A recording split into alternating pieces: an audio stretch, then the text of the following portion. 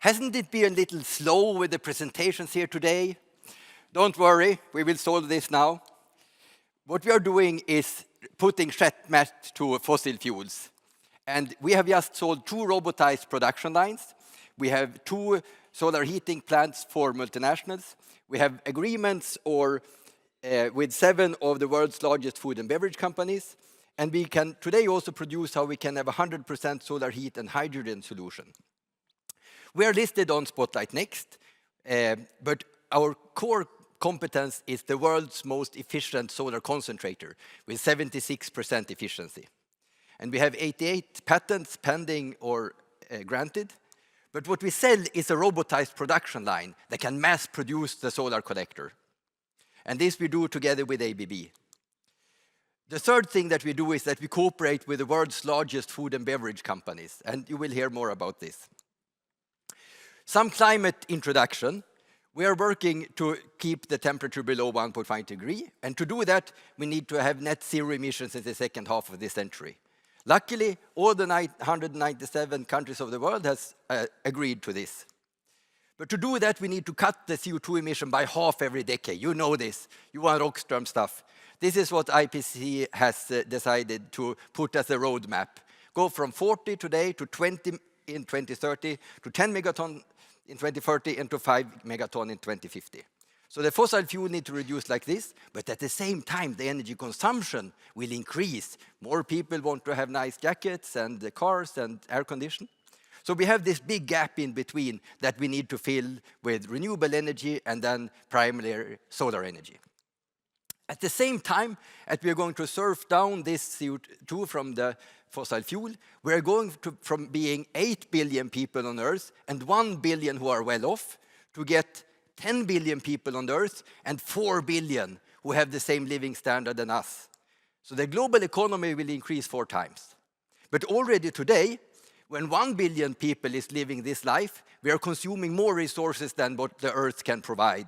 If we just would upscale this 4 times, there's no way the ecosystem would survive.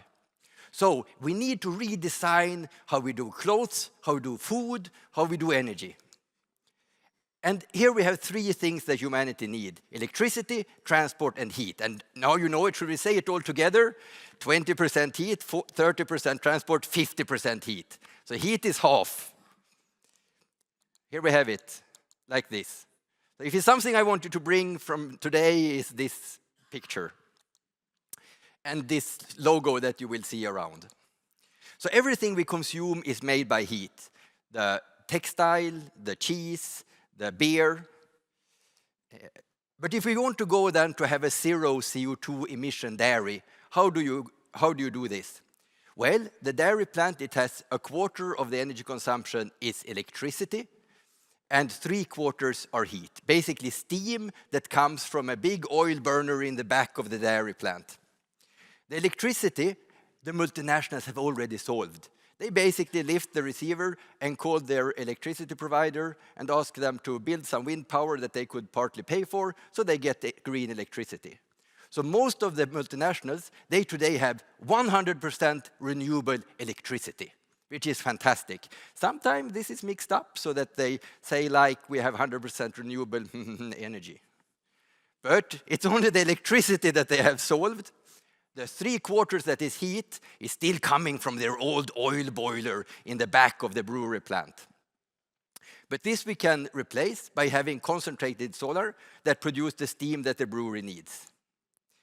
When you ask the big international energy agencies, IRENA and IEA, what this transition from oil burner to solar thermal will look like for those industries, they say that, well, this will be a market of up to 2050, $1 trillion. And it's both IRENA and IEA for some different reports. But today, this is a super small market, and the multinationals have not yet started this transition on the heat sector. Our solution is to provide concentrated solar energy. We focus the light, like with a magnifying glass, up to 160 degrees, and provide this steam to replace the fossil steam that they are using today. We are super proud of this collector. It's a product made of steel and glass that follow the sun during the day to produce this 160-degree hot steam. And we are looking at making hundreds of millions of square meters of those solar collectors. When we do that, it's of course important that we don't destroy the world's climate while building the solar collector, isn't it? But luckily, we have, by using life cycle analysis in the start of the company, taken away all the parts that has big CO2 impact. So a normal PV panel, it has about 40 grams per kilowatt hour when it produces electricity. But our panels, we only have 8 grams per kilowatt hour when we produce renewable heat. So we can make those hundreds of millions of square meters without destroying the climate. Also, if you look at other, like eutrophication of water, the ozone layer depletion, ecotoxicity, we also get much better. So the small yellow piece is the solar collectors, and the grayish, brownish is the oil and gas. We have protected our solution with no less than 88 patents, pending or granted. And we also, of course, have model design protection, and you have in China utility models, and we also protect the brand. And now we build this kind of small installations around the world where we demonstrate how the solar collector can produce steam for different applications. Those are quite small installations compared to what they will look like in the future, but they are big enough to prove the technology and teach the customers how to operate them. This is Colgate-Palmolive. This factory makes this green washing detergent, Yes, for the whole of Europe. And our solar collectors provide 100% of the heat needed for one of the processes in the industry. So this is how we envision that the industries of the future will provide the heat. So our offer to the multinationals are industry powered by solar heat. And when I had presentations 1 year ago, I was super happy to be able to present this list. We have been able to sign with the 7 largest food and beverage companies in the world. We have signed a pilot installation with Carlsberg, a pilot installation with Asahi, a pilot installation with Daniel Midlands, a pilot installation with Anheuser-Busch InBev that has Budweiser.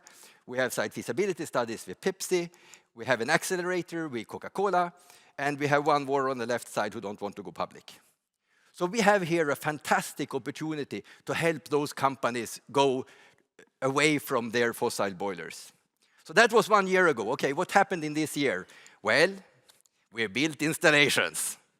So this is now Carlsberg's brewery, Olympic Brewery in Thessaloniki, when we have this installation. And this is Peroni, that is owned by Asahi, in Bari in Italy. So now we are producing solar steam for their breweries. And those are our lighthouse installations. They will show the world how you can run your brewery on solar heat. This installation is unique because we produce both the steam and the pressurized hot water. And the tank you can see in middle, it's a heat storage that makes it possible to run the brewery on solar heat both day and night.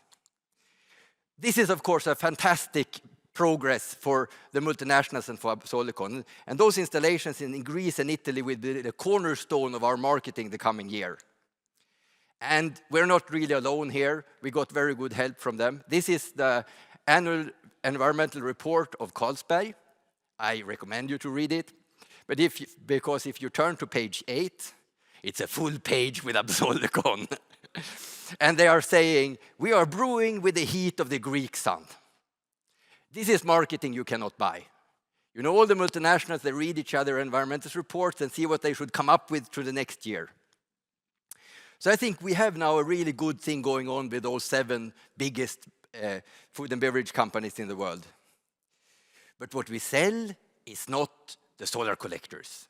What we sell are the robotized production lines, because we want to have hundreds of millions of solar collectors, and we can never make them in Sweden and ship them around the world. So the big prize for Absolicon is, of course, to sell production lines, yes? And this we deliver with ABB that help us with service and supply. And we are the only company in the world that has a solution for a rapid rollout of this industrial technology. There are 6 stations with robots that you put in steel and glass in one end, and you get a ready solar collector in the other end every 6 minutes. And the revenues for Absolicon is the sales of the production line, the materials for the solar collectors, and the license revenue. Now, we have sold 2 production lines in December. Order value 86 million, 1 to Canada and 1 to Egypt, that we will have up and running in the beginning of next year. And here you get this explosive mix. We have the multinationals that have the need of solar thermal. We have our 2 pilot lighthouse installations with Carlsberg and Peroni that display that the technology works in the brewery. And we have the 2 sold production lines that prove that the local entrepreneur can make money out of selling solar collectors to the multinationals. And with this base now, we are ready for this rapid upscale that we've been working for since we were listed in 2017. What we're also doing is we're getting better and better in signing those production lines. This installation with Canada, it took 14 months to sign. In Egypt, it took 11 months to sign, and our goal is to have 6 months signing from we have the framework agreement with the provider until we have sold the production line at 40 million SEK. And the production lines we have very good profit on. I think a problem that renewable companies often have is that they sell a product that they have a bad margin. And the more they sell, the more money they lose. But that will not happen us. We have a fantastic margin on the production lines. We can't tell because then the buyers would not pay as much as we charge them. So we have here a solution that actually puts Chasmet for fossil fuels. What does the market think? Well, these are the analyses that we got recently. It says here in Swedish that the calculated price could be 150 SEK on the share. This is another that says the valuation is very low. Here is a very nice from Affärsvärlden, putting a potential value of 1,000 million on Absolicon. And the last one is this from Kalkyl that we get as part of members of Spotlight that is on 140 SEK. So right now we are doing a right issue on 120 million SEK to be able to take those wins that we had this year with the pilots and the sold production lines and really to put this to the market.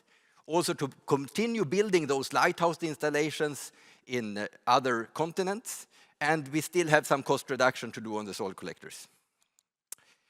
So this was the warm-up. Now comes the interesting part. And to do that, I will start talking about little district heating. This is what it looks like in Sweden. Every red point here is a district heating network. So half of all the multifamily houses in Sweden are heated by district heating. And that is done today by burning waste or burning wood fuel, or some heat pumps from Siemens. But you can also run those district heating plants with a solar field and a seasonal heat storage that store the heat from summer to winter. This is the Danish city of Dronninglund that has done this since 2012. They just dig an enormous hole in the ground, fill it with 90-degree hot water, and put a lid on top. This is the city of Toftlund. Here you can actually see the pit before it's filled up with water. This is simple technology, and it can power cities and industries with heat that is stored from solar collectors from summer to winter. And this is what I referred to in the panel, a technology that stores energy 800 times cheaper than batteries. This technology we also think is suitable in Ukraine. They have 70% of their district heating on Russian gas. We think when they rebuild their cities, they will like to have solar thermal instead of Russian gas. What we have now is a concept that can provide heat from the solar collectors, but we also cooperate with different technology partners to give a 100% solution for those industries. And this is the first time I have this presentation in English about the outlook, so it's a little technical, excuse me for that. Today, we have a solution for the multinationals that they can have an electric boiler that replaces the fuel and solar collectors that provide part of the energy. And in principle, we say that they can get 20% of the energy need of this dairy plant or this brewery from the sun. But the electric boiler, you know, it's not a good thing. The electric grids of Europe is not strong enough to handle that all the industries would get electric boilers, and we would need a forest of windmills to power the electric boilers of the industry. So what we propose here is to have the Danish pit storages in the industry.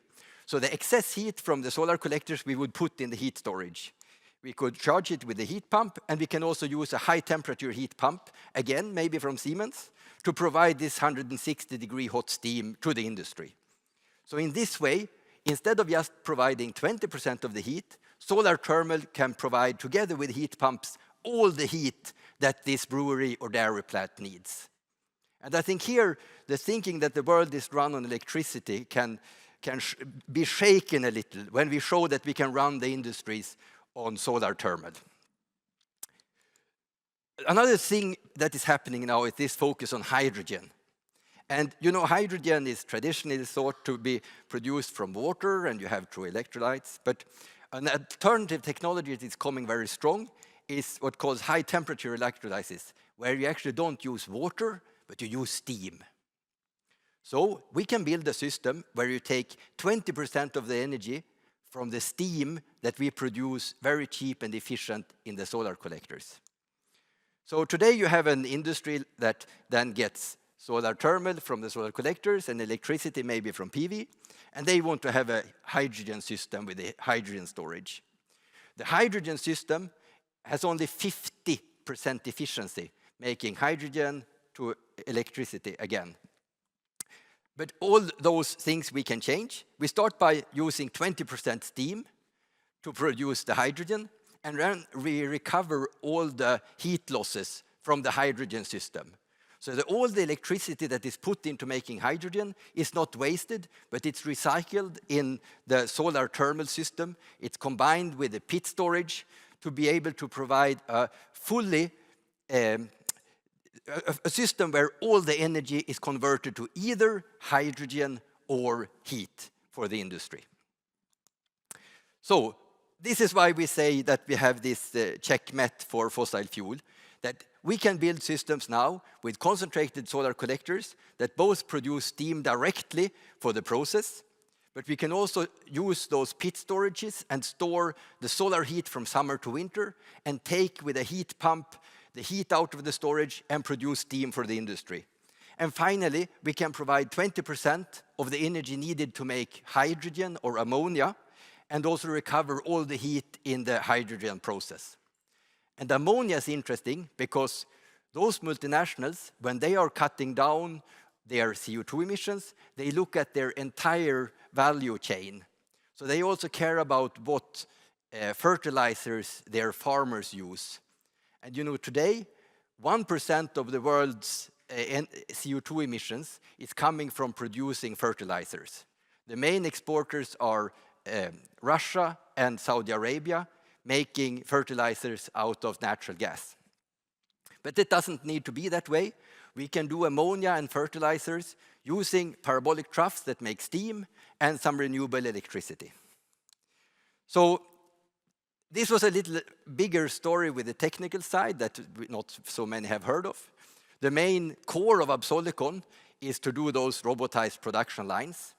And this with hydrogen and pit storages and heat pumps that we do together with technology partners.